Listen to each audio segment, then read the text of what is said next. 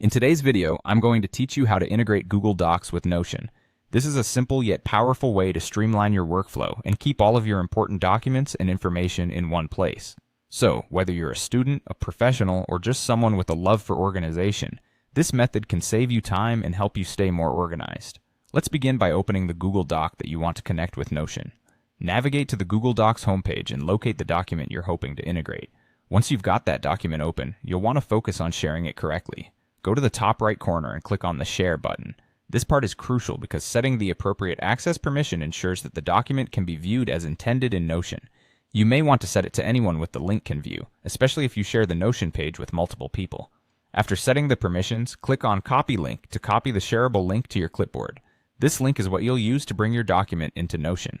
Next, head over to Notion. Open the app and navigate to the specific page where you want your Google Doc to live. It's important to have a space prepared so that everything is organized once we embed the document. Once you're on the right page, you can click in the blank space and type /embed. This command brings up a menu of options and it helps to streamline the process. From the list, select Embed. Now it's time to paste your Google Docs link. Remember, this is the same link you copied from the Google Docs Share menu. Simply paste the link into the provided field and then click on Embed Link.